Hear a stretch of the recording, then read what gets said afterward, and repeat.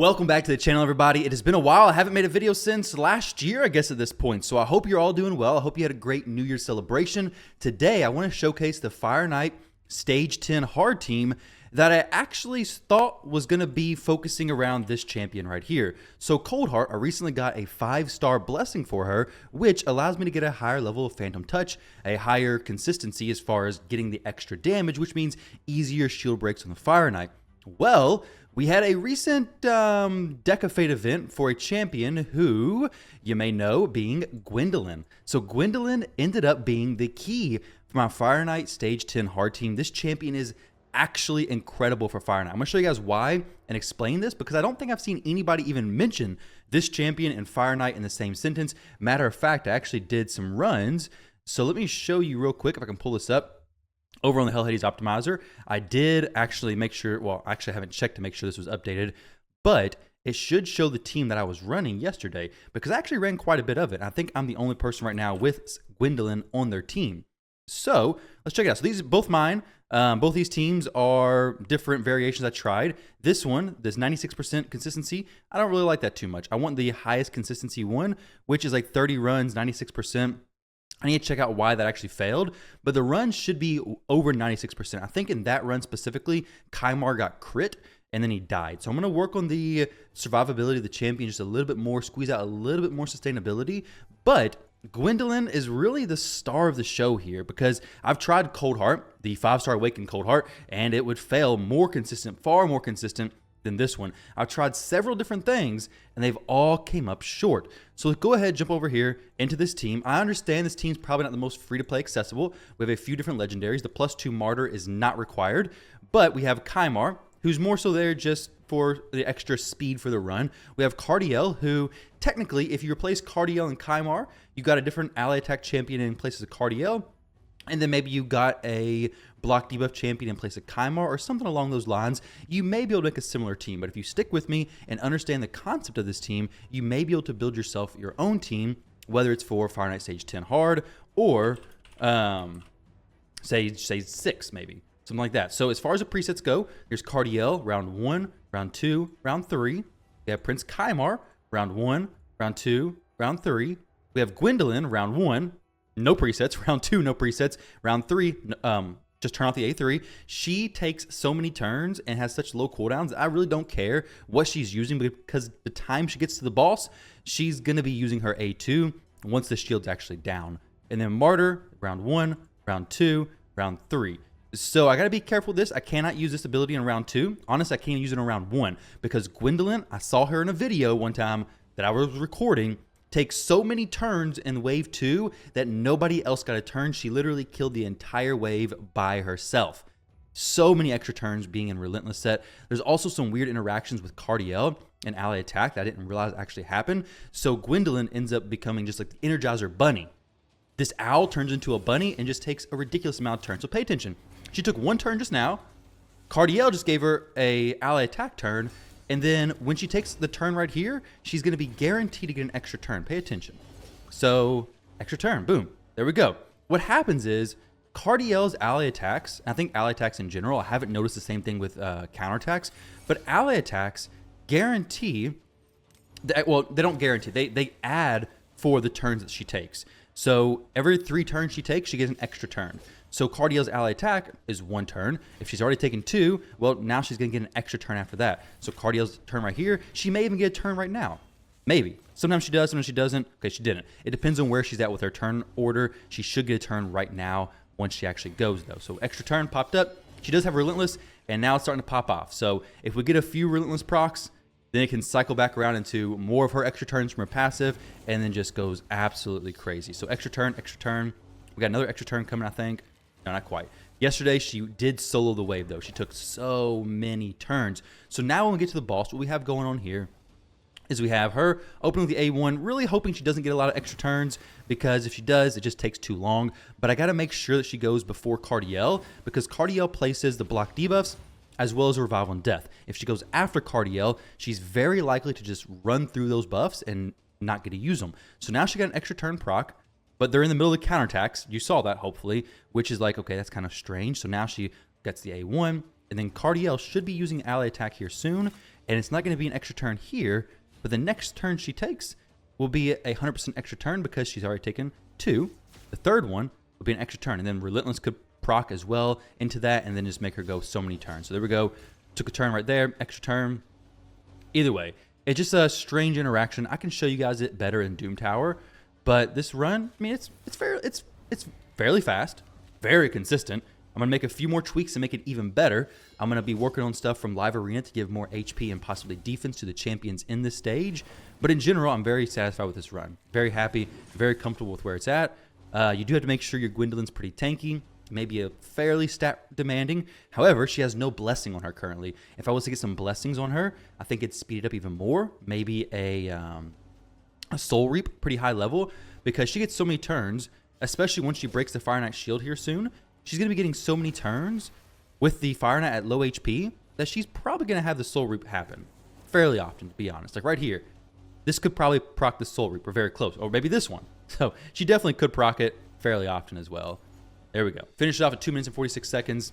Very safe, very consistent. We have a lot of blessing space to fill out. Honestly, Phantom Touch isn't really needed, which is a huge relief because a lot of the teams you'll notice with on stage Fireknight 10 hard, specifically even with these champions, have a lot of very high Phantom Touch blessings. That's because it gives the extra hits, making it easier to break the Fireknight shield, making it more consistent. Now, as far as this team order goes, it's very important, especially in the back two. So I have Martyr back here. So when Cardio does the ally attack, we have Gwyndolin doing the triple hitter, and then Martyr behind Gwyndolin in turn order, so that if the shield was to break, then Martyr can place the decreased defense. We have Newt. We turned off his weaken just because it ruins either the A1, which decreases turn meter, or the A3, which is a huge hit.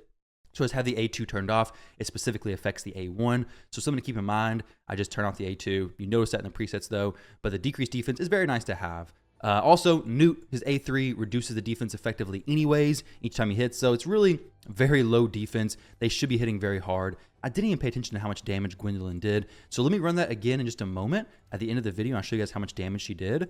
But I want to show you this interaction in Doom Tower real fast. Actually, let's go talk about the champions builds, and then I'll show you guys the interaction in Doom Tower with her extra turns and stuff, and then the final Fireknight run. So we have first up is Martyr.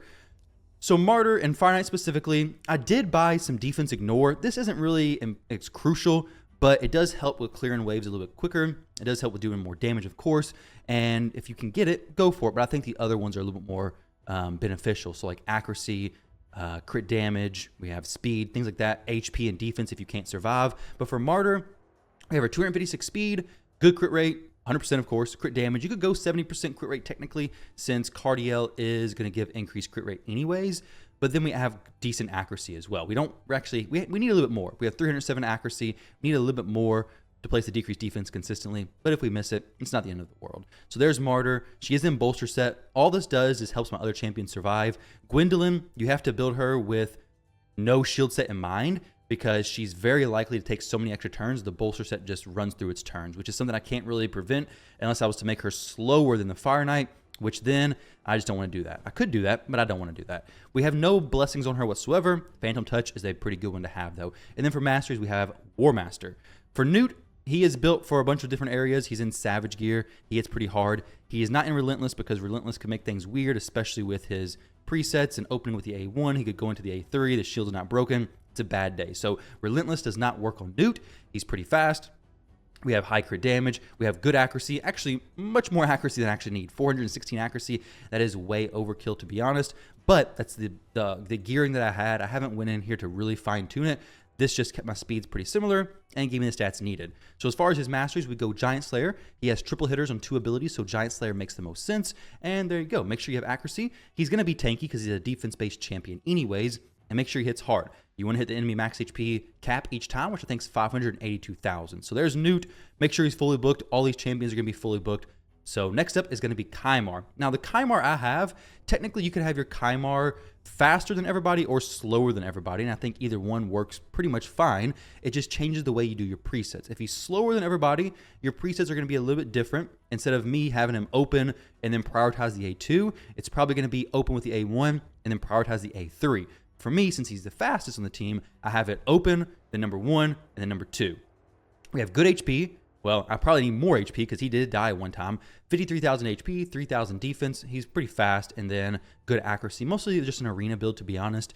If you're able to get him some crit rate, go for it, because he does place poisons from that A1 ability if the attack is critical. So if you're able to get him to even 70% crit rate, Cardiel is going to boost him to that 100%, and then he's going to be placing some poisons on the Fireknight, making it a little bit easier to go ahead and finish out the Fireknight since we don't have any heal reduction stuff. The poisons kind of work as like a pseudo heal reduction, because now the Fireknight's not going to heal fully up because you have a few ticks of poisons going on. As far as the masteries, just arena setup there. And then we have Cardiel. Cardiel is basically in like a flex set, like a really just, hey, I have reflex to make it work. I'm going to throw in reflex. If you don't have reflex, you don't need it. You can use other stuff. But if you can get extra procs on the ally attack, then why not, right? So I have reflex plus refresh. He has good HP, high defense. We have pretty fast speed, but we're slower than Gwyndolin, which is very important. 71% crit rate, at least 70%. He does a lot of damage, and then 220% crit damage. Skills, everything's fully booked. We have Phantom Touch. Do I need that? Not really. Is it going to add a lot of damage? Maybe. I don't really know. But there's nothing else that I really want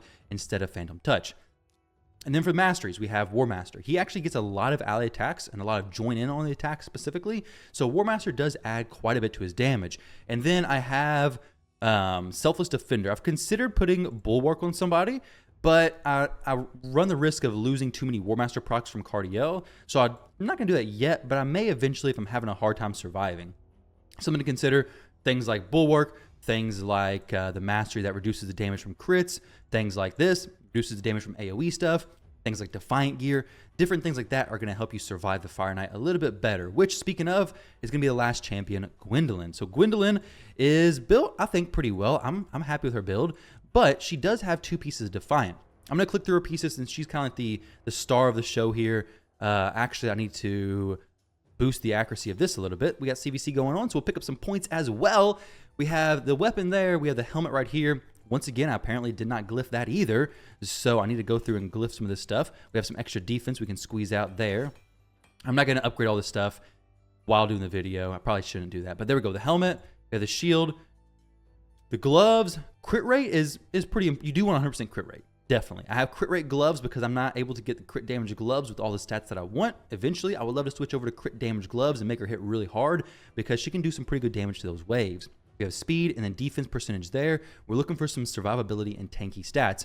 Instead of attack percentage, which she's an attack-based champion, I've opted for HP percentage for the chest plate because, like I said, she's pretty squishy, so she's going to get smashed by the Fireknight. She takes so many turns, you can't really rely on the Revival and Death being up, so you got to make sure that she can survive whatever she's going through. So we have a chest plate with total of 80% extra HP essentially, and yeah, it's a pretty decent chest plate, and it's an Defiant set as well. We have some boots here with some speed that's missing still.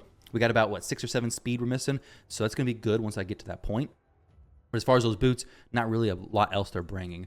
And then the ring is an attack percentage ring, which if I'm struggling to survive still, I can actually swap that over to an HP or defense percent ring and be a little bit better off. The necklace is crit damage. Once again, we have some more survivability stats we can swap over to there if I really want to. And then the banner, of course, is accuracy because you need accuracy for this champion. She brings so much good stuff. Specifically on wave 3, I don't use the increased accuracy buff, so you need to build her with enough accuracy for whatever stage of the game you're at. So as far as her stats go, she has 53,000 HP, pretty low defense, so honestly I could probably do for switching that ring to a defense type ring, but either way that's where she's at right now, and she's been surviving pretty well, especially with Defiant Gear on her. We have over 100% crit rate. I definitely need to drop that back and tune the gearing a little bit better, but 183% crit damage. We have good accuracy. Remember, her accuracy swaps over to 1% of crit damage. So she has 359. So for every 10 points, that should put her at 35 extra crit damage. We'll just call it 36. So 36 extra crit damage added on to, let's see, 183. So 36 plus 183. She's looking at 219% crit damage. It's a pretty decent build. Nothing crazy. Add Cardiel's extra crit damage to her. It's going to be even higher. It's not very good balance though between her attack and her crit damage. But either way, she's looking pretty good. And then no blessings. Once I get blessings for her, I'll probably do Phantom Touch, to be honest. Adding extra attack sounds amazing for her. But there's various different things I could do. Crushing Rend possibly, but she's not really like a one-hit wonder. I kind of rather her be sustained throughout the fight. And then for Masters, we have Giant Slayer once again. The reason why I went Giant Slayer is, as you could see, in that last round against the Fireknight, she did so many A1 abilities. She's getting so many chances to proc Giant Slayer. It's crazy. War Master can only proc once per hit. So Giant Slayer can proc 3 times, and if you're doing so many A1s, then definitely Giant Slayer is the way to go. If you're going against Waves and Hydra, though, I think War Master will probably give you a little bit more damage. Not 100% certain, though. So that's the video, guys. I want to say thank you all for watching. Appreciate it. Love all you guys. However, I do want to jump in here and show you a few things in Doom Tower, her interactions, and then do one more run in Fireknight. So her interactions are quite odd, I think. So if we do Cardiel, Gwyndolin, and then a Maneater, just so I'm not dying, I want to show you how her extra turns typically happen. So if I can get through all my turns, it's going to be perfect. If not, it may be a little bit weird. So place a block, the block revive, or unkillable. So no extra turn there. So we took 1 turn. That's 1 turn. All right. I think you guys know how to keep track of that. And then we'll take another turn, just a moment. I need to use the A2 to slow him down a little bit so we get more turns. So that's 2 turns. So the next time we're guaranteed an extra turn. That's 2 turns she took. Guaranteed an extra turn here. Yes, we got the extra turn. Excellent. So every 3 turns. But now we got extra turn from Relentless proc anyways. It says, grants an extra turn after this champion uses any 3 skills. So now this is the second one. Now, we could use Cardiel's right here. Watch this. She'll get an extra turn right after this counterattack. She should. Comes back. Extra turn. Don't know why it works like that with that versus with the counterattack. It does not work like that. So now she's taking 2 turns, I do believe. So we should be able to come in here again and possibly do the ally attack if it's off cooldown, or just use her A2. And I think an extra turn, if I was counting it right, yeah. So an extra turn there. So that's, I don't know if we're at 1 or 2 turns now, but she basically starts racking up so many extra turns. Maybe here. No. So the next one, once Cardiel does an ally attack, it's good. So essentially, Relentless plus the passive extra turns paired with an ally attack champion makes her have so many. Actually, matter of fact, I want to test something out. I want to see if we go, let's just use Cardiel Gwyndolin. Let's use Fireknight. Let's use, do I have another Fireknight that's leveled up? No, I have, what's the other dude's name? Lanathril. Yeah, let's use him. So, Fireknight. 1 turn for the owl. And now we use the A3. 2 turns for the owl. And now, let's go ahead and use the 3rd turn. And extra turn. There we go. Extra turn there. So now, I don't know if we're taking 1 or 2 turns, but let's see how this actually works. I guess that counts as, I don't know, if it's 1 turn after the extra turn, or if the extra turn counts as another turn. I don't really know. And I haven't paid that close of attention, especially with Relentless. It makes it a little bit difficult. So let's do this. She may get a turn there. The extra turn only procs from the passive. It does not proc from the Relentless set, from the ally attack. As far as I'm aware, I've never seen anybody with a Relentless set proc an extra turn from that set specifically. It does, however, proc from the passive ability itself. So something interesting. I think that could have pretty big utility in Clan Boss if you're using a team with Cardiel plus the Owl. Make it very predictable as far as when she's going to use her extra turns. Make it even more predictable, possibly.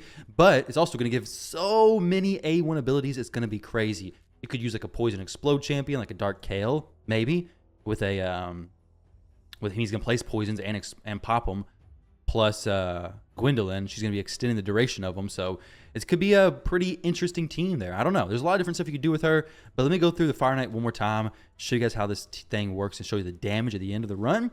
And hopefully you guys like this team. I know it's not the most free-to-play accessible, and if you have these champions, you may already have a Fireknight hard team, because these ones are pretty popular. However, if you're like me and have tried for a while and just wasn't able to, or didn't want to put the high stat requirements that the Cold Heart teams might require, or the different teams, the lower consistency, then maybe this team's worth trying out. Maybe it's something you want to try out. If you have Gwyndolin, she's actually much more viable than I originally expected. Originally, when pulling for her, I kind of expected that she's going to be a showcase champion for Hydra. Going to play around with her there some. But for my account, she was not going to actually be used. However, now seeing how good she is in my Fireknight team, I'm like, yeah, I'm definitely going to be using her. She's in my main Fireknight team now. So definitely a huge difference there, which is awesome. I love that. So a champion who I thought was not going to be massive is actually a crucial part of my account essentially now. I do like seeing how many extra turns she gets, but you gotta be careful because you can't plan for champions to get through their abilities necessarily because of how many extra turns she gets. She could essentially just wipe out the waves by herself. So with the best RNG, she can just solo this wave, no problem. Also, she'll strip that, which is pretty cool because she has that the A3 ability. I leave it on in this wave. So if they have block debuffs, she'll just remove it, which is fantastic because we obviously don't want them to have block debuffs. And that's one of the most annoying things with that Rio on this wave anyways. So just having that strip, like, no problem now. We get to the boss, and she may pop up with a bunch of extra turns here. Let's see. It happens a lot. It happens sometimes too much. She'll just spend a minute, not really, but going through her extra turns, just one after another after another. Got the counterattack. So Kymar, he's not dying now. I forget when he died, which smash it was, but we didn't have a decreased attack up. I think that's a big part of it. I do have Martyr using the decreased attack on the Fireknight, and since I did not have it up, I think that made Kymar a little more susceptible to dying, which is not really something I can change that much because I'm not going to change his gear. He's built more for PvP. So it's kind of at a loss there. You don't have to have him built this fast. You can have him slower and much tankier. You could put him in Bulwark even to soak some damage, Guardian set, all kinds of different stuff. But mine's fairly squishy comparatively.